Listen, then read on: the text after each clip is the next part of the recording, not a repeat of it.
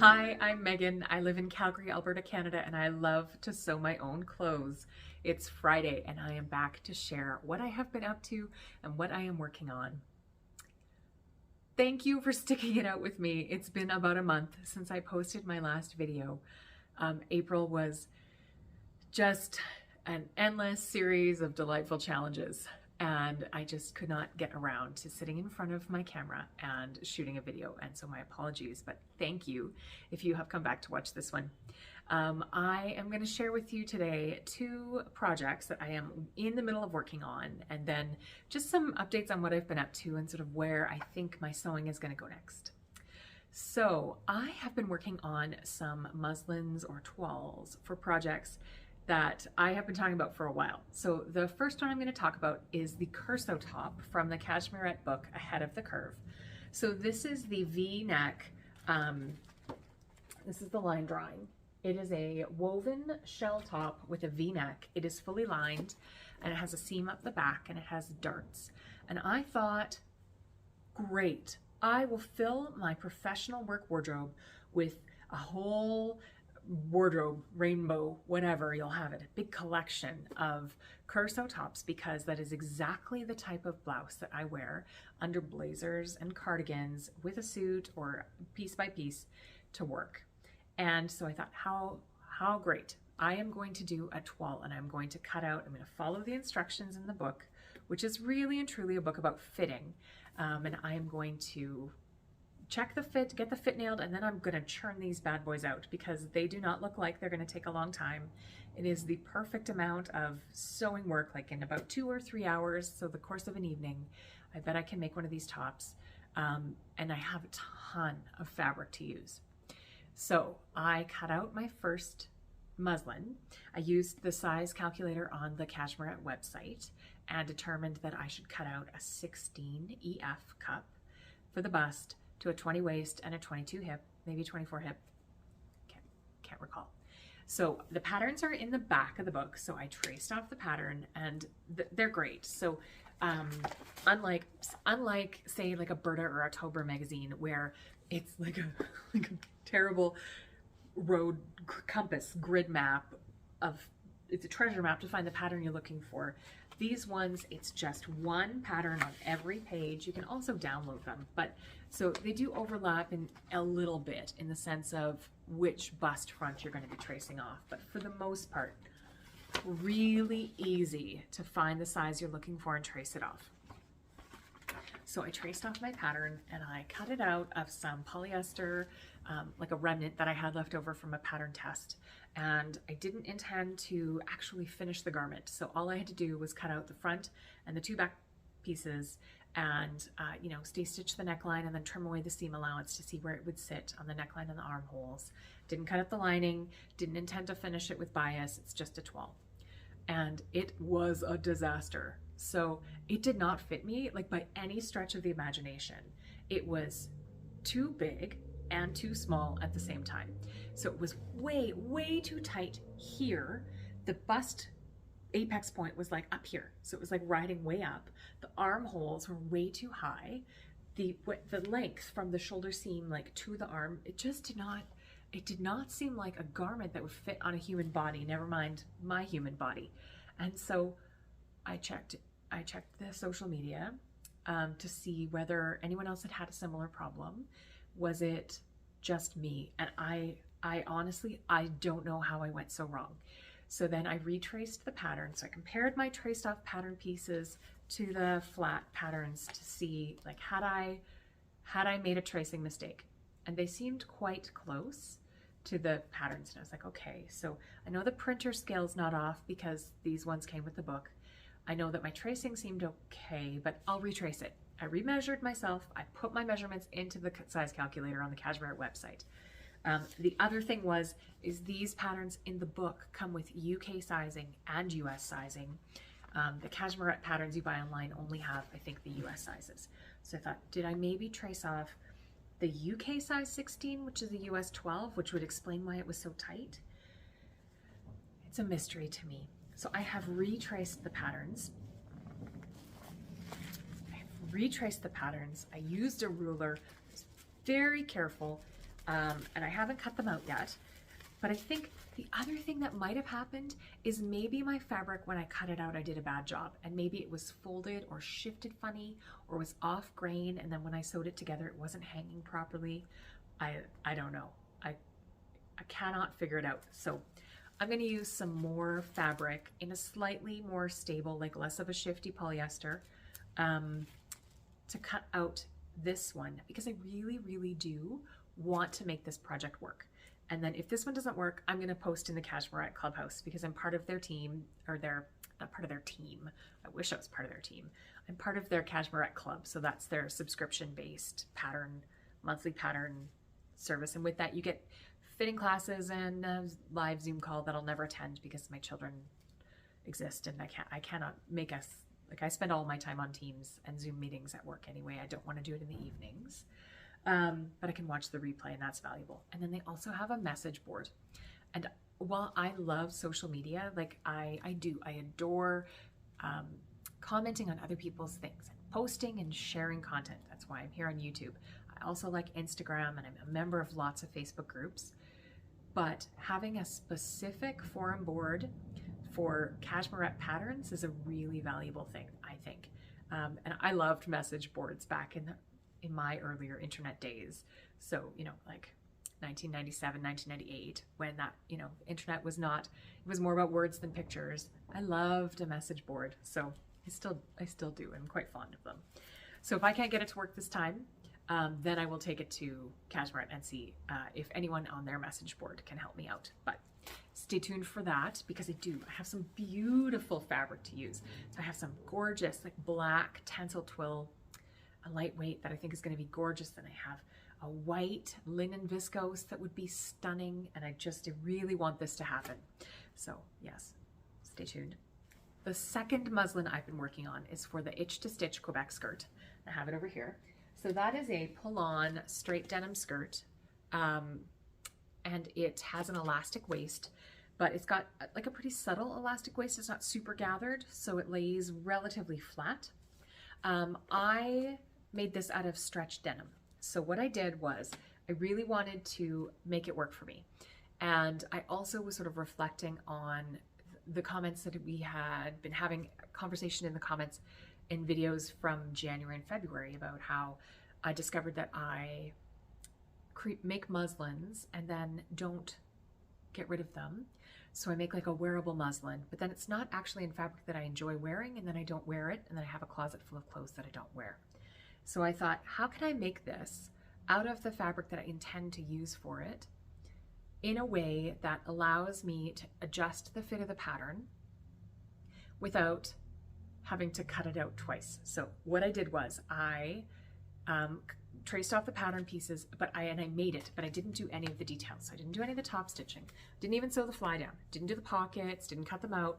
I cut out the skirt fronts and backs and waistband, and then I sewed it together. And I did this on my birthday sewing staycation, and it was a huge success. So this is the muslin, and I basically just basted it together. And the yoke doesn't look great because it needs to be pressed, and I think top stitching will help with that. And, you know, I used contrasting thread. But what I did was I wanted to see what an elastic waist straight fitting skirt would look like on me, because my hips are about 2 sizes larger than my waist. I wasn't sure that all of that elastic, like, I'm gonna have to gather all of that extra fabric at the waist, because in order to get it over my hips, the waist needs to be the size of the hip measurement. But then there'd be so much extra fabric gathered around. And so I wanted to see what it would look like. And I'm quite happy with it. I think it does work. I think if I had to go up one more size, it probably wouldn't. It would start to look sloppy. And then I think I would go for a skirt that has an invisible zip or a side entrance. But so yeah, I tried it on, and then decided that I actually wanted it to be a little bit bigger, and I had cut, it's got a good seam allowance. So then I went down the seam allowance, and then I pinned it, and I rebasted it at the measurement that I want it to be. So I know that I can take this apart now and use this fabric, and instead of using the called for seam allowance, this is where I went out. So I will mark that on my piece when I sew together, this is where you want to go, like start to go gradually narrow that seam allowance to account for the hip.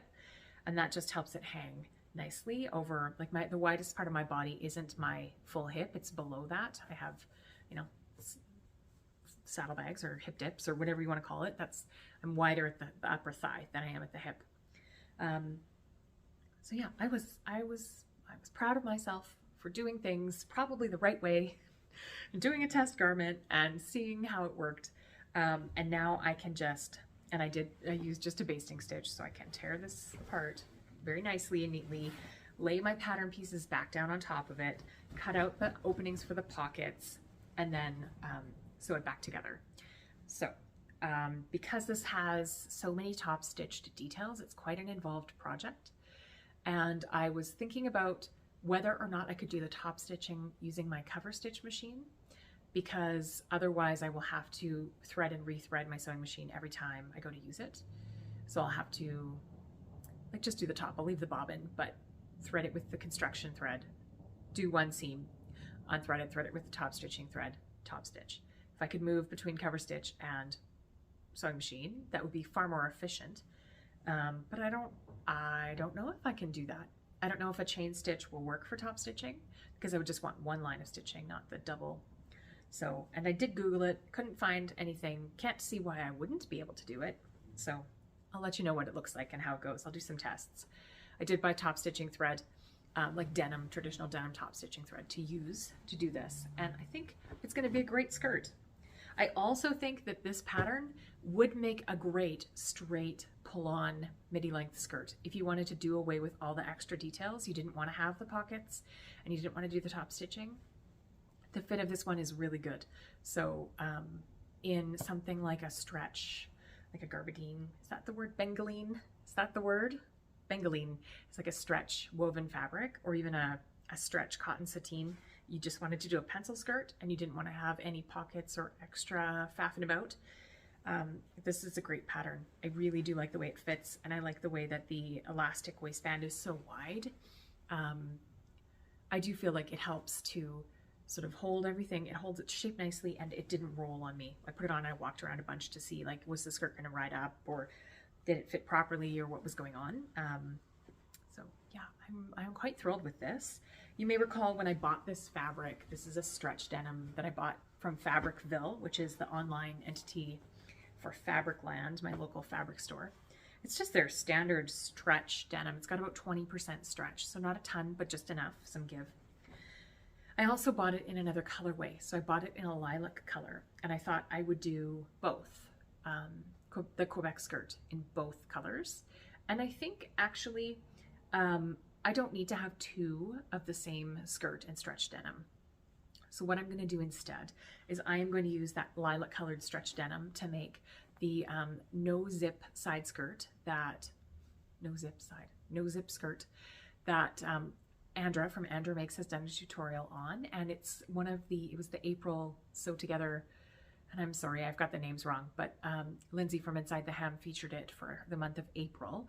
I have the pattern printed off and ready to go, and I'm at the very top of the size range, so I'll be making the top size. So wasn't thrilled about that, but not because I don't want to make the top size, but because I think that patterns should be more inclusive. There should be a bigger size range. But anyway, I'm going to make that one out of my stretch denim to see what that's like. It's got more of an A-line shape, and then sort of like a side entry on the, it's got a button, and so it doesn't have a zipper. And I think that I'll be able to get a really good fit that way with sort of a narrower waist, and it will have a different look, like a shape to it. I thought about making the Tilly and the Buttons Miette skirt out of it, because I have one that I love, but I don't think that the Miette skirt, it doesn't go up in size. I need to make it one size up, and I don't want to redraft it myself. It would not be hard to redraft. That's a wrap skirt, but I just don't feel like it right now. So I am in the mood for not necessarily easy sews. Like, I want them to be interesting sewing projects, maybe teach me something new or try a new technique, but I'm not right now in the mood to do anything that makes me feel anything less than stellar about my body. So yeah, I have been sort of working back in the office more regularly in the last month, which has been a really lovely change. But that means I have to get dressed to go to the office. And while I've said this so many times over the last year that I've been making YouTube videos, is that like I have a professional life and I need professional clothes for it. I also have, I'm a mom of two and I have a casual life. And then I have like work from home casual where I feel like basically I have, short of wearing my bathrobe out into the world, like real leisure wear or lounge wear. So I need to up my professional workwear again, just because I feel so much better. Like I could wear this top to work in the office. This is the Carefree Cuff Tee from Pattern Emporium, and I love it. I could wear this to the office, but I don't feel particularly pulled together and professional when I wear it. It's great for casual wear. Like I'm so comfortable and I'm really happy with it at home. But when I'm at work, I want to look quite professional. It makes me feel like I'm there to do a job, and look at me, I'm a grown-up business lady. So anyway, so I do need some blouses and some work dresses. I had a beautiful collection of jersey dresses that I used to wear to work all the time. I wore them through 2 pregnancies, which stretches out your jersey, and then they hung in the closet for 2 years, and they had stretched out of shape. Some of them I had made, some of them I had bought, and some of them I was just so sick of looking at, right? Like if you wear the same black and white print sleeveless knit dress 4 seasons a year, because I would wear it with tights and under a jacket in the winter, fall and winter. And I did wear it through 2 pregnancies and when I wasn't pregnant. And like my weight has swung from quite a bit in either direction. So that dress fit me. It was like a magic dress. It fit no matter what weight and what size I was and what my body shape was and how pregnant I was or not pregnant. That dress fit. But I was, good Lord, I was so sick of looking at it that I passed it on. And it had served me well. I had had that dress for like 8 years, so it was time for it to go. But then I didn't fill that spot in my wardrobe. So I have cut out the Cashmerette Turner dress because I would like to make a few of those. I think I'd like to try them both with the sleeves and then some sleeveless. So it has a lined bodice, which is really nice. And I think I might try to make it sleeveless, but I'll use bands or binding on the arm and the arm size and the neckband just for summer, and see how that goes. I think that I've been really happy with the fit of Cashmerette patterns, aside from the one I talked about in this video, the Curso top, but I have made their Concord tee recently and was really happy with the fit. And I have made the Turner dress for someone else, and it's beautiful. Like it's really fun to sew, and I think it's a perfect thing to throw on and then accessorize as you will, and feel great in it. I have the Love Notions Summer Basics dress too. I used to have quite a few of them. After it came out, I made a few. And I think I'd like to make a couple more because it's just perfect again for summer wear. And I like to wear dresses in the summer. It's just one thing to put on instead of a whole outfit. So anyway, that's what I'm up to in my sewing life. In my personal life, so April, I took a couple days off at the beginning of April to celebrate my birthday, and I had a 3-day sewcation planned, and I sewed for the first day, and it was awesome. And then on the second day, I sewed a bit in the morning, and then I had my hair done, and it was awesome. And then I hurt myself, and I'm still not sure what exactly I did, but it hurt to walk and sit and stand and lie down, like all of it.